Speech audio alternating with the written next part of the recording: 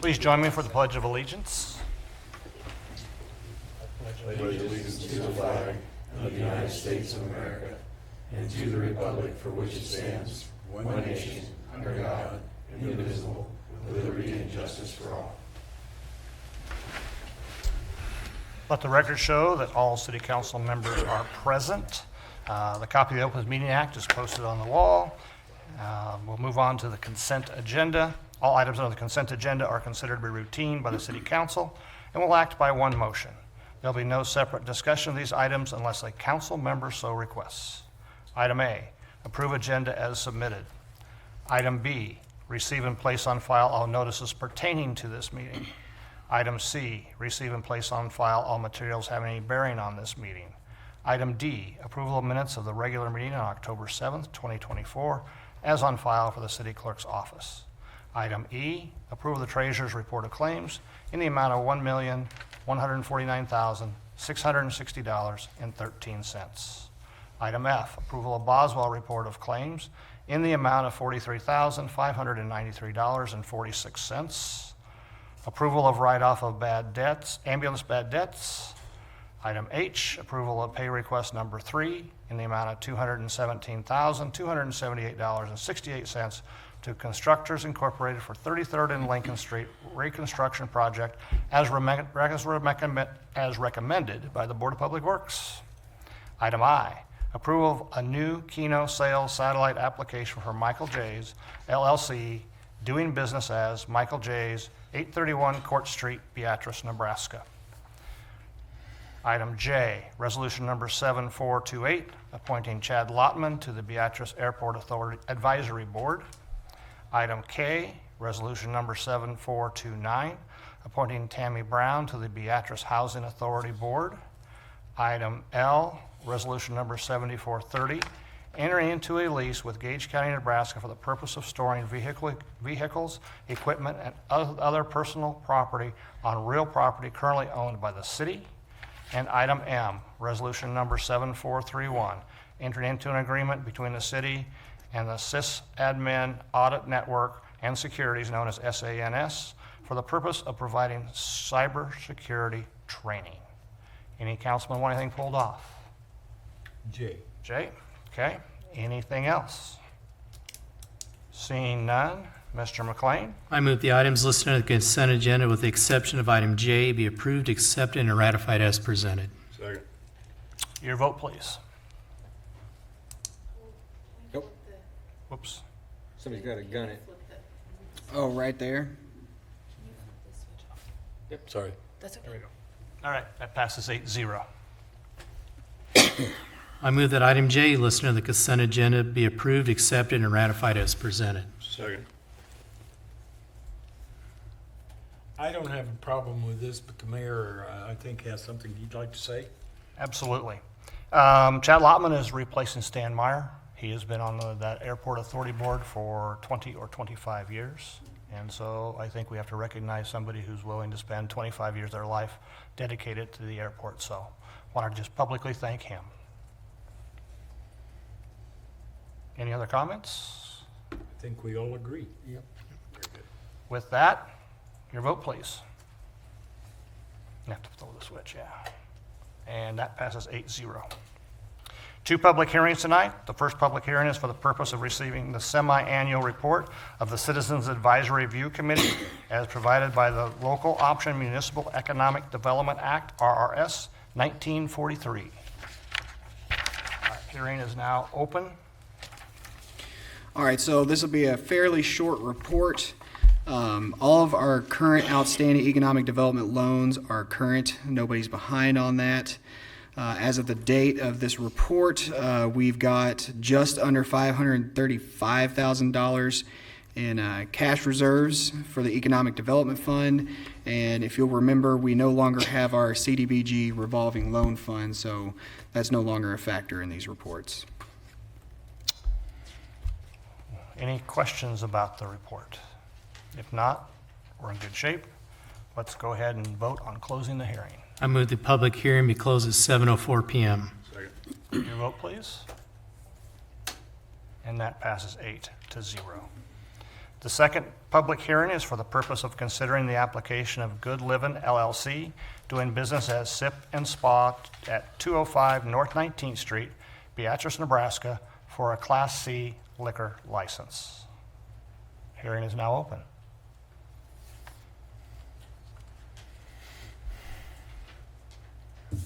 Welcome, gentlemen. Hello. All right. Go first. Do you swear to tell the truth, the whole truth, and nothing but the truth, so help you God? Nope. Okay. All right, we'll start with the zoning report.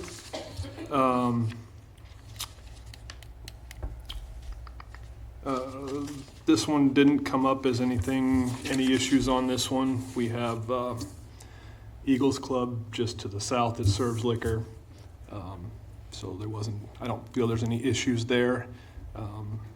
And it fits in the zoning, the correct business for the location. So we have nothing from the zoning department. As far as our side, according to the liquor, or in reference to the liquor license, doing business as Sip and Spa, we did a background investigation on the owner/manager, which is Linda DeAndre Thompson. Nothing was shown that would prohibit her from having a Class C liquor license. Okay. Gentlemen, questions from the public? If not, we will close the hearing and turn to Mr. McLean. I move the public hearing be closed at 7:06 PM. Second. Your vote, please. That passes 8-0. I move the application for Good Livin' LLC, doing business as Sip and Spa, 205 North 19th Street, Beatrice, Nebraska, be approved for a Class C liquor license, be recommended to the Nebraska Liquor Control Commission for approval. Second. Any more discussion needed? Okay, can I just, 1 minute? Okay. Since you're clear out in the audience, Linda, but first off, congratulations on doing that, okay? It looks like it will take a lot of work on your part and stuff, but it should be a good use in the community. I appreciate that. The one thing, I really went through all the detail of your application. The one thing that I just trying to think down the road a little bit, that if you actually have an outdoor beer garden, we're going to have neighbors right up 20 feet away from you at that fence, so just be cognizant of that. Otherwise, we're going to get phone calls, and the guy that was just up here will be calling you. Okay, so just be cognizant of that. I'm sure you will. Yep. Thanks, Mayor. All right. Gentlemen, your vote, please. That passes 8-0. Okay, we'll move on to resolutions. First resolution tonight is resolution number 7418, executing a contract for donation of real estate and all necessary documents to acquire real estate from Dina Etherington. I move resolution number 7418 be passed and adopted. Second. So we've already had a public hearing on this. This is a demolition of 1515 Grant Street. Dinah's going to be paying us a little bit of money for those demo costs and cleanup costs, and as well as the landfill fees. She will also be donating the land as part of our agreement with her. And this is just the resolution following the public hearing we had at the last meeting. Any discussion needed from the public? All right, gentlemen, your vote, please. That passes 8-0. Next resolution is number 7432, entering into a master agreement, work order number 2, with Olsson Incorporated for engineering services related to the city's water main crossing replacement project for the West Court Street Bridge as recommended by the Board of Public Works. I move the resolution number 7432 be passed and adopted. Second. So as the mayor just read, this is our water main crossing project for the West Court Street Bridge. The idea is to bore the water main under the Big Blue River. This agreement actually allows for the engineering services to begin. There may be a possible extension along North First Street to ensure that a good angle can be obtained in order to stay out of the railroad right-of-way. Any discussion needed? Other than this will actually be a better safe opportunity for our water being bored in than right on the edge of the bridge. Gentlemen, your vote, please. That passes 8-0. Okay. Mayor, I know we kind of passed this already, That's right. but, and Tobias isn't here to answer this question, but I don't remember the water main ever being compromised in any of the floods. Do you have any knowledge of that when when you were discussing this? I mean, was that part of the conversation? It was part of the Board of Public Works conversation. Okay. And to their knowledge and to anybody's knowledge, no, it was never compromised. Okay. And it wasn't ever frozen. Well, frozen, I get. I mean, Yeah. It's moving. Yeah, it's moving, and there's a lot of it. Yeah. So, But, okay. Yep. It never has been I just compromised. assumed that someone was going to ask me that question somewhere along the line, and I Yes. thought I'd better have the answer to that. Yep, it has not been compromised. Okay. Probably lasts longer than we will, putting it underground, my Well, gosh, yeah, I you know? guarantee you it'll last longer than me. Yep, We did kind of the same thing on South Sixth. Yeah. right. Yes, right. that's correct. Yep. Good question. Well, somebody asked me about the one on the south side. Couldn't answer that, so I thought I'd better ask this, so. All right, next resolution, resolution number 7435, appointing Tobias J. Templemeyer as the project liaison for the Court Street Access and Safety Transformation known as CAST Initiative Project. So the CAST Initiative project, oh, sorry about that. My apologies. I move that resolution number 7435 be passed and adopted. All right, All right, so the CAST initiative is part of our RAISE grant. What we have between the city and the state of Nebraska is a project agreement where they're going to be administrating a lot of this. And so part of that agreement requires us to appoint a project liaison, and so this is just to appoint Tobias as our project liaison for our RAISE grant project. discussion. Seeing none, your vote, please. That passes 8-0. Do you want to just mention that the two resolutions that we skipped over will be? I will. Yep, good point. We are skipping over two resolutions tonight, 7433 and 7434, adopting the Belvedere study, drainage study, and the Tributary 44 drainage study. Our city administrator has most of the knowledge on those two, so he's going to report on those. And I guess as a side note, he's probably very happy and proud father because Lady Orange did win state. So hats off to them. And his daughter hit the Yep. run to win. So I'm glad he's not here. He's where he's supposed to be. Item F, resolution number 7436, executing a loan agreement, promissory note, deed of trust, personal guarantee, and any and all documents necessary to issue said loan between the city and Warner Investment LLC, doing business as Valentino's, for an economic development loan totaling $22,889.07 from the funds derived from the LB 840 funds as recommended by the Citizens Advisory Review Committee. I move that resolution number 7436 be passed and adopted. All right, gentlemen. Hang on. All right, so this is a loan to Valentino's and just under $23,000. It'd be paid back over 5 years, I believe at 5%. They've had a previous LB 840 loan with us, and they've stayed current on that. And the CARC recommended this for approval. The one thing I guess I have a little bit of problem is the way this is written. It's just, everything says working capital. Okay. You know, I mean, to me, that means that you can use it for wages or anything then, right? Yes, and that is allowable under the statute for LB 840. Well, that just sort of, I guess, you know, to me, that would be something, if you're going to use it for that type of thing, you should go to the bank and get a, personal loan and things like that, versus coming here, for that. I can understand if you're going to improve the outside of the building, puts things up like that, but, I don't like the words just, working capital in there. Well, working capital is one of the allowable uses under LB 840, and I believe the previous loan was also for working capital as well. We've had a number of different LB 840 loans that we've given out for working capital specifically. Okay, well, like I say, I'm not in favor of that because I just don't like that wording because, again, you put the money in the bank, save it, you don't know where it's going. you know, if you're improving the outside of the building and doing that, I can understand it, yeah, it'd be great. But And I will add that, as you can see in here, we are going to be secured with a personal guarantee and a deed of trust on this. Anybody over here? I sat on that board 25, 30 years, and we did give out loans for working capital. Usually they were subordinate to whatever else the rest of the project was.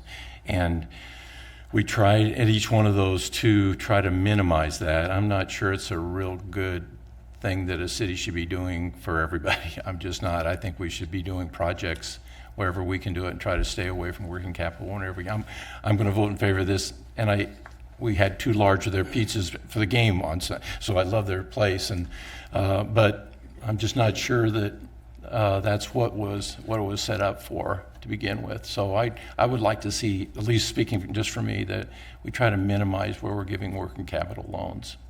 We continue working on projects. Gary? Terry, you've been on this committee. I don't know who's on it now. Isn't it Grant Jones and some other Right. pretty sharp young men that they go over this very thoroughly, and they check all the boxes usually. And anytime in my memory that we've lost any money on any of these LB 840s, this wouldn't be a lot if we did, but we got it secured with collateral.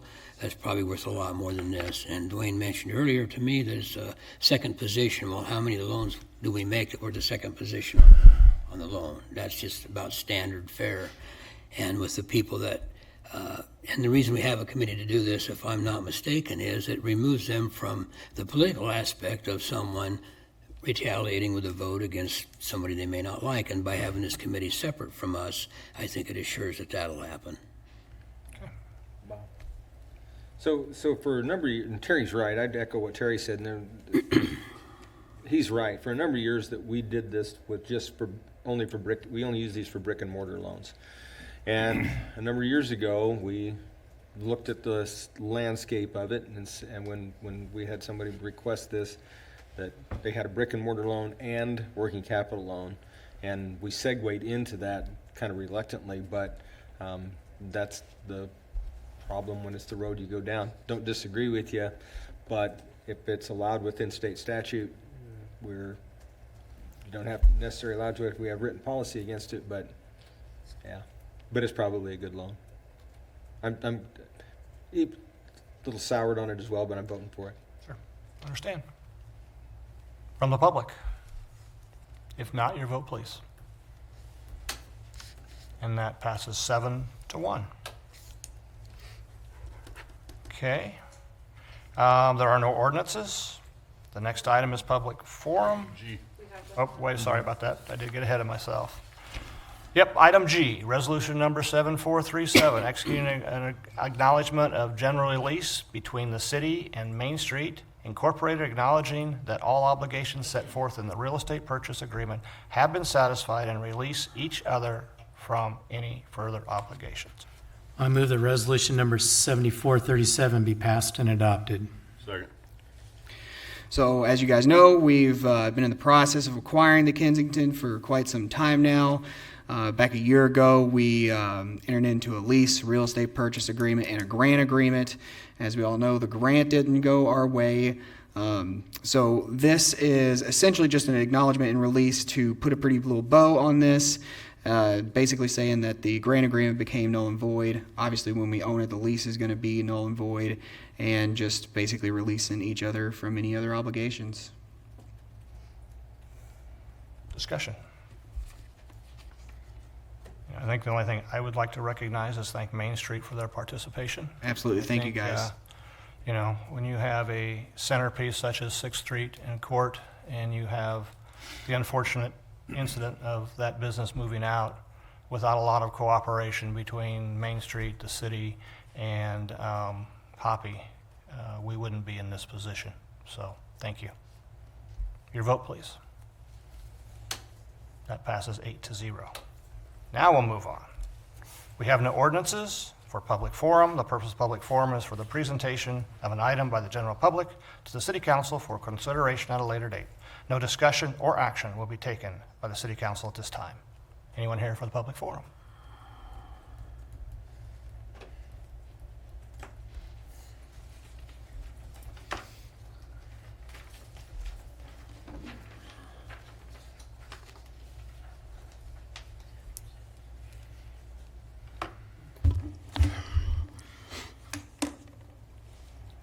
David Rayburn, 100 West Mulberry, Beatrice, Nebraska. So I've been here for this will be my 4th meeting now, and discussing the same thing that I've discussed since I started with, and it never gets to the minutes. So I think the transparency of the council should be disheartening to anybody that's watching, or if the 4 of them that watch that or whatever, they should be concerned, because the problem I get is that there's ordinances and there's laws, and according to the reference for what an ordinance is a specific type of local law. It is typically a more detailed and specific regulation that addresses a particular issue within a municipality. Ordinances are often used to enforce and clarify local laws on a more granular level. A local law is known as a municipal law or a city law. A lot of times the laws are enforced by the police, the ordinances are enforced by the city. The city council is representative of that. The mayor, through the city administrator, down to, I seen Chet McGurry here. He's the ordinance person, but he isn't doing a very good job on enforcing the ordinance if the city administrator says no and the mayor says no. So I come here to ask again about an ordinance that isn't being enforced. And on the Ask the Mayor this last week, Doug Kennedy asked the question, and it was, why is the mayor being put in public forum in the city council on their media, the social media? Well, the reason is because number one is the ordinance is not being enforced, and it affects where I live across the street from me. There's a commercial lawn care business that continues to operate out of there, and has for the last 14 months without any interference from the city on the part of the mayor or city administrator or the ordinance enforcer. So what's wrong? What's wrong is the zoning ordinance. So we have a zoning ordinance that's supposed to be something that the city enforces based on the ordinances that have been brought forth, and it's legal, and it's not being enforced. So you have this Article 4 of the zoning regulations, which I'm sure some of you are probably aware of it more than others. But then you go to the Article 4 regulation, it says agriculture. The ag district provides for the agriculture and rural use of land while accommodating very low density residential development in close proximity to developed urban areas. The district is designed to provide for the orderly transition of land use from agricultural to urban uses where appropriate. It's pretty self-explanatory, right? So then you go down to the zoning ordinance, which says the other types. So a special use permit is 307 commercial use types. Commercial uses include the sale, rental, service, and distribution of goods, and the provision of services other than those classified under other use types. A, agricultural sales and service, establishment of or places of business engaged in the sale from the premises of feed, grain, fertilizers, pesticides, and similar goods, or in the provision of agriculturally related services with incidental storage on lots other than where the service is rendered. Typical uses include nurseries, hay, feed, grain storage, and tree service firms. This is a lawn service provider. He 100%, he goes out and he advertises lawn care. Now you guys might not care about that, but he isn't providing that storage. What was a storage? The city attorney backed him up and said that it was a storage unit. It was a storage unit, not a place of business. But you don't want to enforce the ordinance. So that's why I'm here for the 4th time tonight, is to say that. Again, he's continued to operate for the last 14 months. He's been able to continue to do that without any ordinance violation at all. And my question is, why isn't it being enforced? Why isn't it? So I know you can't answer because you think that's the Open Meetings Act, but it isn't. And we've discussed that already before, and you guys are aware of that. It says nowhere on there, Open Meetings Act, that you can't answer to a question. So again, I ask about transparency. Anyone that's out there that's listening or looking, I can understand why your frustration with the city is, because if you brought something like I did for the last 4 weeks, or last 4 sessions, as city council meetings, and be ignored for the last 2 months, and also the last 14 months, since I first brought it up to Mr. McGrory in September of 2023, and then to the mayor and to the city administrator directly in a meeting to them in July, I can understand why the city would be frustrated with you all. And 8 councilmen, 1 mayor, I mean, we've spoken about this before, but I'm not getting any help. So I'll continue to be here until you kick me out or try to get me arrested. But, you know, I if anybody's listening, it's a sad state of affairs when the mayor doesn't enforce an ordinance and then the rest of the city of Beatrice. Barking dogs is one thing that was on the social media, which Doug Kennedy brought up, didn't ask the mayor. Well, you know what? There is an ordinance against barking dogs. There is. And I can't understand why the ordinance officer isn't enforcing it. The mayor said on Ask the Mayor that he would like to see neighbor versus neighbor. Basically, he wants the neighbors to work it out. But you can't do that when the neighbor is not willing to cease his operation. All you're doing is causing a conflict. And if that's what you want, it's not going to happen, because I'm not going to have a conflict with my neighbor. The city has an ordinance against it. There's no reason for me to continue to be here to try to get you guys to enforce the ordinance. That's all I got to say, because you guys can't say nothing. Thank you. Okay, we'll move on to discussion and reports. First is Main Street Quarterly Report.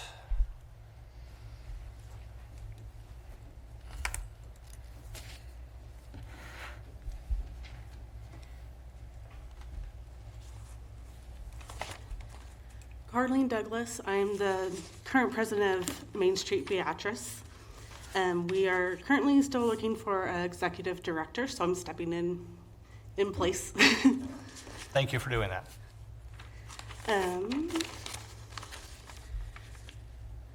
First, the transfer of the Kensington, which has been completed.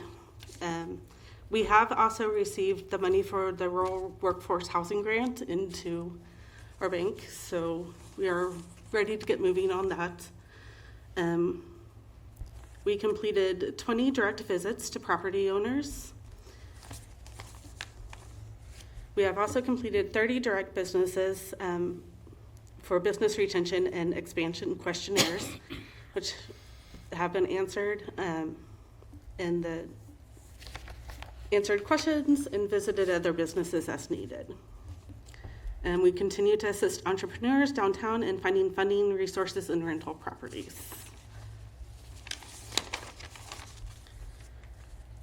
We have also completed the E3 grant that we had been working on. So we have received the $10,000 to use toward a project, with another $5,000 from the city contract. Our Economic Vitality Committee is working on finding the best place to use that money for our E3 grants. There have also been, will be 4 learning sessions all through the communities in October. So there's been 1 a week in October. The Beatrice campaign, we did buy ads for Quiddy and the Beatrice Daily Sun throughout 2025, so that we have all those set throughout the year. The Nebraska Arts Council had their annual meeting in downtown Beatrice, and we were able to showcase our downtown and discuss how our art is part of our marketing plan. We also completed 20 marketing visits with businesses, and this gave us valuable information about additional training, especially in the digital and social media area.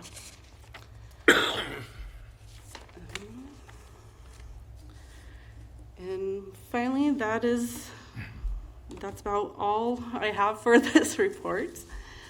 Sorry, I tried to be as prepared as I could, but Nope, you did fine. Good report. Also have a good celebration coming up, what?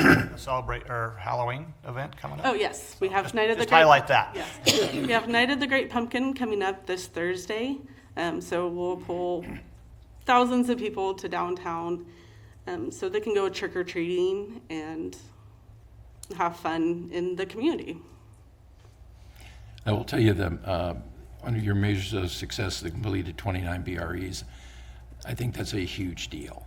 I do, because that's like one-on-one type thing. So I'd really like to know what the outcome of that, if there was any generalities that the whole group gave to people, but I don't sure as heck don't expect you to answer that. I just don't. So I can wait until you get somebody there. But if there's any kind of current through that group of something the city can do to assist in any way, we should be willing to talk about it. So congratulations on your group getting that done. Thank you. I can definitely look through the BREs and Yep. see what there is. Thank you. All right, thank you. Next report tonight is NGage quarterly report.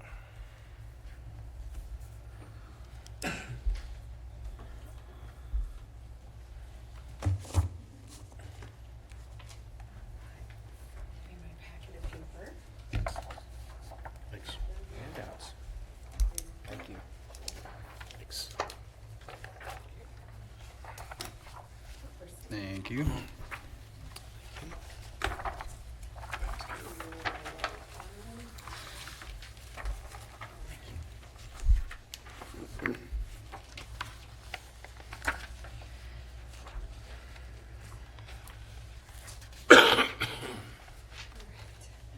Good evening, Mr. Mayor and Council. Thank you for the opportunity to come and update you guys on what NGage activities have been over the last quarter. So keep in mind we are reporting on quarter one, so July 1 through the end of September. First on the list is probably not a super fun topic, but something that we track and monitor regularly, especially with business recruitment efforts moving forward. The constant conversation that we're having, big picture, is where's the energy going to come from? There's a generation shortage and a high demand. What does that look like? How are we going to generate more power?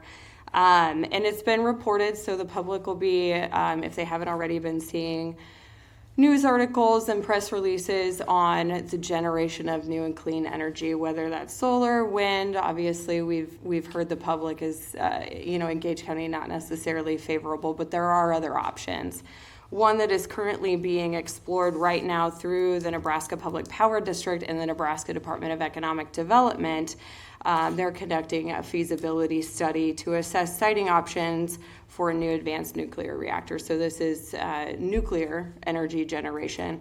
And I just wanted to take the time to really highlight the benefits of this type of energy generation and the economic benefits that would provide to Gage County if it were sited here. It's clean. These nuclear facilities produce zero carbon emission energy, powering small towns, big cities, and everywhere in between. It's reliable 24/7, 365 days a year, rain or shine. It powers homes, businesses, everything alike. It's affordable, and it can generate new investments. It will create high-paying jobs and provide cost-effective, clean energy, which businesses are looking for at a high rate. And it's very safe, developed and constructed with American technology, and can be produced independently. So we think energy generation is something that we need to put our eggs in that basket. So NGage is working to do what we can to help support these projects, and hope that the feasibility study does highlight that Beatrice is the top place in the state to site one of these. If there's any questions from the public, we can direct them to resources for additional information if folks have additional questions. And Rachel, we should tell people timeline for that.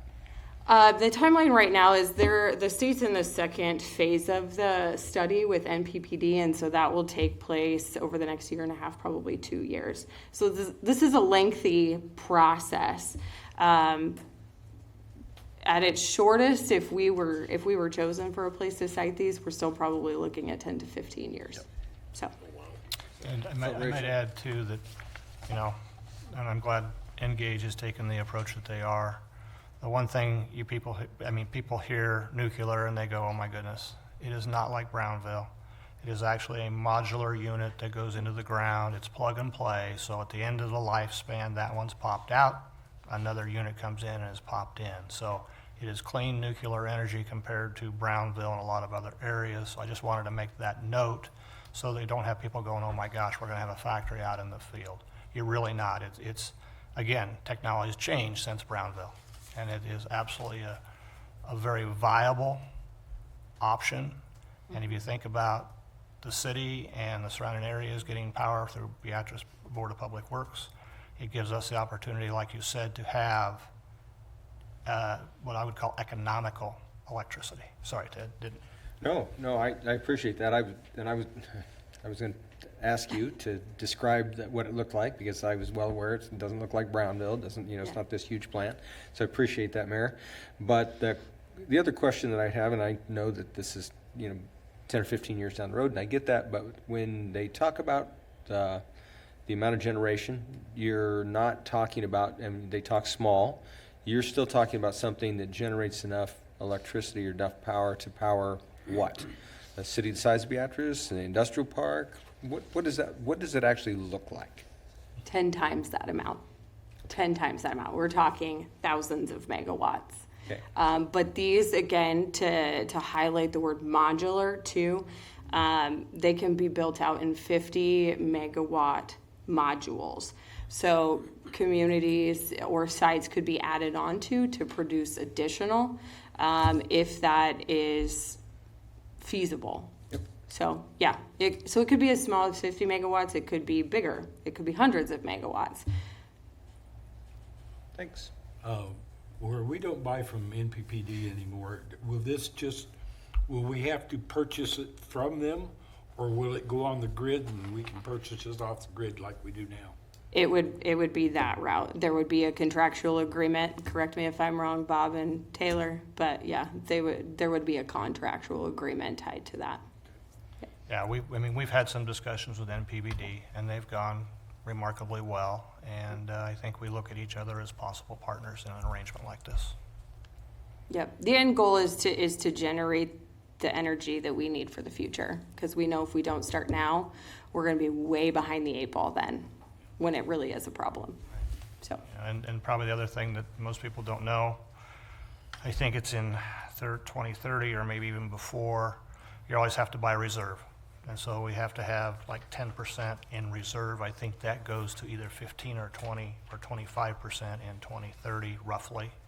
And so we need to make sure that we have that capacity as we run our electric company. Moving beyond power, workforce development issues and initiatives that I've spoke on in the past, those are continuing. We're expanding beyond that, working with businesses to develop what we're calling pre-apprenticeship programs. So most folks are familiar with registered apprenticeship programs, which go through the Department of Labor here in the state, but is also registered through the Federal Department of Labor. So we're working directly with businesses to create a pre-apprenticeship program that doesn't necessarily tie them to the regulations that come with a registered apprenticeship program, just so they can try it out. But it also is an easier route to connect students to careers with training opportunities right here in our community. So we're continuing to talk with a few additional that are interested in going down that route. And again, continuing to execute Manufacturing Day, and then in the spring we'll be gearing up for a Career and Industry Day that we hold out at the high school. And the other big note I wanted to point out in here is our business recruitment initiatives that we're doing. We are targeting what is being called, and the state is dubbing as Nebraska's bioeconomy. You know, we live in a Corn Belt state, right? Corn is a major feedstock that we have, and with the bioeconomy, Nebraska and the Corn Belt is becoming heavily coveted because they're learning more and more about what they can do with the various parts of a kernel of corn, or what is left in the field after harvest is completed.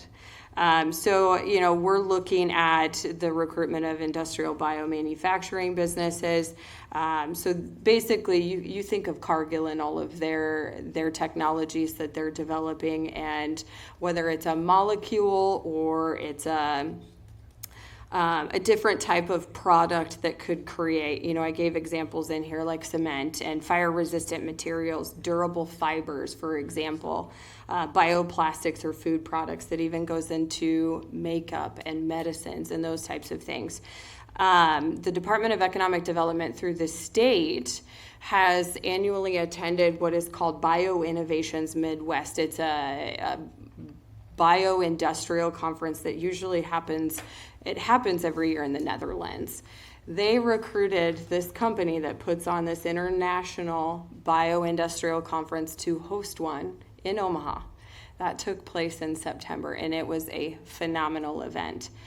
There were hundreds of companies looking to site additional plants, so we were able to schedule one-on-one meetings and visit with them, find out what their needs were, and if Gage County would be a potential home for them. So it was a very awesome event, and will continue to be an annual event moving forward, hosted right here in Nebraska. So that's fantastic, and we look forward to attending that in the future. So I will leave it at that and take any questions that you all have. Did any of them bite? Well, I'm still talking to them, so they haven't said no. All right. Thank you very much. Thank you. Good job, Rachel. All right. We do not have a city administrator's monthly report tonight, as he is celebrating with his family.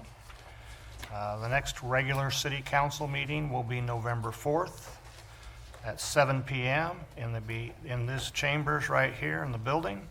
And there may or may not be a work session on November 18th, and the next city council meeting after November 4th will be November 18th. With that, I move the meeting be adjourned at 7:42 p.m. Second.